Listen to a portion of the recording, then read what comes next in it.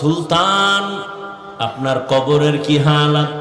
বলে আল্লাহ আমাকে মাফ করে দিয়েছেন।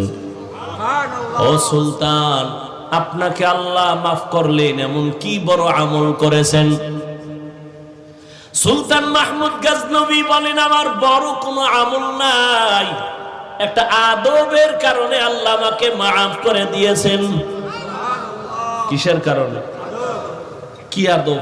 কয় আমি একদিন সফর করতেছিলাম, চলতি পথে যাত্রা বিরতি করলাম, রাত্রি যাপনের জন্য এক গরিবালায় ঢুকলাম। আমার এই জীর্ণ শীর্ণ ঘরের এক পাশে আমাকে থাকার জন্য একটু জায়গা দিল।